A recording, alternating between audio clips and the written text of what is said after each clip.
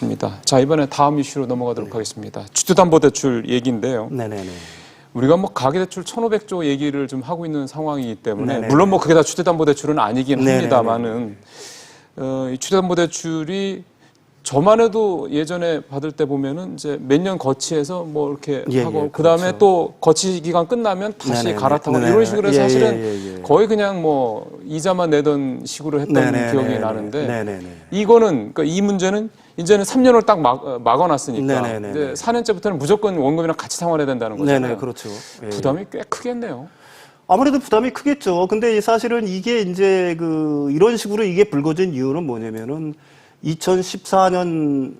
2014년 정도에 이제 빚내서 집사라는 정책을 갖다가 풀면서 박근혜 정부에서 했었죠. 네, 사실은 예. 주담대를 갖다가 많이 규제 완화를 통해 가지고 조건들을 많이 완화시키지 않았습니까? 예. 근데 조건을 완화시키려고 하다 보니까 이미 2014년 말에 주담대가 460조 원이나 되고 있었던 거예요. 그때요? 한국에. 예.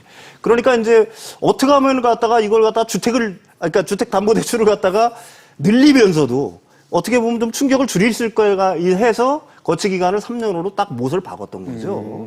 3년으로 못을 박고 나머지는 이제 그 이후에 뭐 27년 분할 생활이라든지 뭐 이런 방식으로 한 건데 예. 지금 와서 돌이켜 보니까 이제 그게 부담이 된 겁니다. 왜 그러냐면 3년 거치 기간이니까 지금 주택담보대출의 어떤 잔액 기준으로 보면 한 578조 원 정도 되는데 그중에 네. 50%가 바로 이런 거치식이에요. 그러니까 얼추 290조 원이 이제 도래를 하고 있는 겁니다. 원금 상환이. 그게 바로 3년 거치니까 2015년부터 올해부터 이제 본격적으로 시작이 되는 거죠. 네. 이게 이제 사실은 뭐 3년 동안에 주택담보대출을 받는 사람들은 그 이자 부담이 별거 아니고 그때까지는 어떻게 되겠지 하는 생각으로 받았는지 모르지만은 막상 이게 원금을 갚을 때면 사실은 배보다 배꼽이 더 큰 거지 않습니까? 예, 뭐 한 달에 한 몇십만 원 내다가 갑자기 이제 원금까지 들어가면은 이제 100만 원대로 올라가게 그렇죠. 되면 부담이 클 수밖에 없죠. 가령 뭐 5억 정도를 대출 받았던 사람이라고 얘기를 한다고 하게 되면은 이자로 한 130만 원 정도 냈었는데 예. 원금 상환 부담이 한 180만 원 정도 돼요. 그러니까 뭐 한 300만 원 정도를 갖다가 원리금 상환을 해야 되니까 일반 가게 입장에서는 웬만한 가게 입장에서는 부담이 클 수밖에 없겠죠. 그럼 냉정하게 지금 우리 현재 상황을 보면 네네. 한 달에 30만 원 내던 사람이 갑자기 한 달에 150만 원, 160만 원의 네네네. 그 은행 대출 이자 및 원금 상환을 해야 되는 상황이 된다면은 네네네.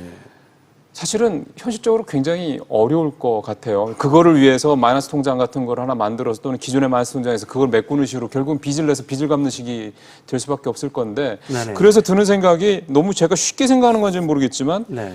거치 기간을 3년을 했던 거를 그 당시에도 정부가 네네네. 소위 말해서 이제 일종의 규제를 한 거 아닙니까? 네네네. 그렇죠. 그러면 정부가 그걸 묶었던 걸 풀어주면 되지 않을까라는 생각을 그냥 쉽게는 하는데 네네네. 그게 만만치 않은 모양이죠. 그 현실적으로 어려운 이유가 뭐냐면은 사실은 은행들은 3년 거치 이렇게 빌려주면서 자기들 나름대로의 어떤 자금 계획, 어떤 현금 흐름 계획을 짰을 거 아닙니까? 이걸 일방적으로 정부에서 다시 민간의 뭐 어떤 선택에 맡기지 않고 일방적으로 이걸 갖다가 다시 3년을 늦춰주거나 아니면 5년을 늦춰주거나 할 수 없는 이유는 은행들이 자칫하면은 이 미스매치로 발생을 해가지고 그 어떤 현금 흐름에 이상이 생길 수가 있어요. 자신들은 원금 상환을 받는 걸 계산을 해가지고 현금 흐름을 계산했을 거 아닙니까? 그러겠죠. 3년 전에 할 때. 예, 이런 측면이 있는 거고요. 또 한 가지 측면은 사실은 이런 측면도 있습니다. 지금 그런 식으로 해가지고 가령 뭐 지방은 예외로 하더라도 서울이라든지 수도권에 그 집을 샀던 분들 같은 경우는 집값은 많이 상승을 했지 않습니까? 예. 그리고 어차피 3년 거치 27년 분할 상환이라는 걸 다 알고 있었고요. 그렇죠. 그렇죠. 그 다음에 이게 다시 연장이 안 될 거라는 것도 어느 정도는 뭐 그 갖다가 당시에는 그렇게 했으니까 계약을. 네, 뭐 인지를 갖다가 했을 상황인데 이걸 갖다가 자신들이 사인한 걸 갖다가 국가에서 또 개입을 해가지고 사실 그걸 갖다가 다시 뒤로 물려주고 하는 거는 또 언젠가는 사실 부채라는 건 그렇습니까? 우리가 계속해서 이자만 내는 관행에 익숙해졌기 때문에 가계부채 문제가 이렇게 폭증했다고도 할 수가 있는 거거든요. 맞아요. 근데 부채라는 건 어떻게 보면 언젠가는 원금을 갚아야 되는 거거든요. 그게 어느 시점인가는. 사실 이 정부도 가계대출에 대해서는 기본적으로 규제, 그러니까 늘어나는 속도를 하나 대폭 늦추겠다고 하는 확실한 정책 그렇죠. 방향을 갖고 있잖아요. 예. 지금 그래서 뭐 거치 기간이 아니라 원금 균등 분할 상환 정책으로 해가지고 전부 다 이제 틀을 바꾼 거고요. 그렇죠.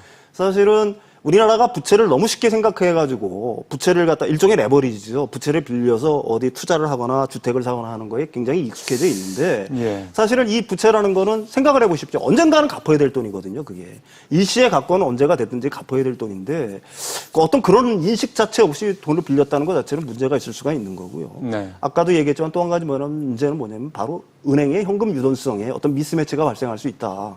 그래서 이런 거는 그런 걸 갖다가 종합적으로 따져보지 않는 이상 국가에서 일방적으로 이걸 갖다가 거치 기간을 더 연장을 해주라거나 하는 거는 어떻게 보기에도 좀 문제가 있는 발상이다. 그리고 또 이게 현실적으로 쉽지도 않을 거다 이렇게 판단이 됩니다. 너무 쉽게 제가 생각을 했던 것 같습니다. 근데 지금 굉장히 중요한 말씀을 하셨다고 저는 생각하는 게 그거예요. 그러니까 오랜 관행이죠. 네네네. 어차피 거치식으로 이자 몇십만 원 내다가 나중에 집 뭐가 오르면 팔아서 그렇죠. 뭐 갈아타면 되지 예, 이렇게 예, 생각을 예, 하실 예. 수도 있고 네네. 사실은 박근혜 정부에서도 그러니까 집을 사라고 빚을 내서라도 집을 사라고 그렇게까지 했던 박근혜 정부에서도 네네. 너무 주담대가 늘어난 분에 대한 부담이 네네. 생겨서 막았던 건데 네네네. 그렇죠. 기본적으로 주택대출을 이 가계부채 문제를 규제하고 또 부동산 과열을 막겠다고 표방하고 있는 문재인 네네. 정부에서 이거를 풀어준다라는 거는 앞과 뒤가 다른 얘기가 될 수밖에 없으니 당연히 명분도 없는 그렇겠죠. 거네요. 예, 예. 그리고 사실은 예. 지금 뭐 간신히 잡혀가고 있는 주담대, 특히 가계부채의 증가세를 갖다가 잘못하면 폭증시킬 수 있는 여지도 있는 거니까 이 부분은 정책적으로 굉장히 신중해야 될 거라고 봅니다. 이게 무슨 통계가 있는지는 모르겠지만 사실 그 정도 되면 은행들이 대략 그 차주의 그 어떤 그 상황을 얼추 파악을 하지 않나요? 뭐 한국은행에서 그런 보고서가 나오고요. 금융안정 보고서라고 나오고 있고 은행들도 어느 정도 파악은 하고 있겠죠. 그런데 은행들 입장에서는 쉽게 생각하는 게 이유가 뭐냐면 주택담보대출이지 않습니까? 그러니까 집이라는 확실한 담보가 그렇죠. 있으니까. 이게 있으니까 사실은 우리나라 은행들이 그런 관행 때문에 사실은 이런 가계부채가 폭증하고 맞아요. 또 어느 순간에 가계부채가 지금 이게 이제 어떻게 보면 굉장히 급박한 위기로 오고 있는데 이게 사실은 집값을 갖다가 급락시킬 수 있는 하나의 요인도 되고 있거든요. 네. 그렇게 되면 사실은 이거는 은행의 위기로도 갈 수 있는 상황이니까 사실은 이쪽 부분에 어떤 정책적인 판단을 내릴 때는 여러 가지 요인을 갖다 고려하지 않고는 이게 쉽게 내릴 수 있는 판단은 아닐 거라고 봅니다. 그러면 짧게 하나만 더 좀. 은행들도 은행들 나름대로 이런 부분들에 대해서 좀 차주들에 대한 어떤 상황 분석이라든가 이런 식의 어떤 소위 말하는 부실화 여부에 대한 우려에 대한 부분들을 나름대로 좀 준비를 할 필요가 있겠군요. 다 뭐 상환하는데 문제가 있는 차주들은 아닐 테니까. 당연하죠. 당연히 특히 지방의 아파트를 갖고 있는 분들 같은 경우는 지방의 아파트는 하향화가 추세가 좀 뚜렷하지 않습니까? 사실은 그렇게 되면은 과연 담보대출의 어떤 주택담보대출의 그런 또 물량들이 일시에 터져 나올 때는 은행들도 마냥 안심하고 있을 수는 없죠. 알겠습니다. 이게 참 혼자만 될 수 있는 문제들이 아닙니다. 네, 맞습니다. 여러 가지가 이게 종합적으로 연계가 돼서 해결책이 모색되어야 될 거라고 봅니다. 요즘 유행하는 말로 콜라보레이션이 필요한 네, 부분입니다. 맞습니다. 말씀 잘 들었습니다. 고맙습니다.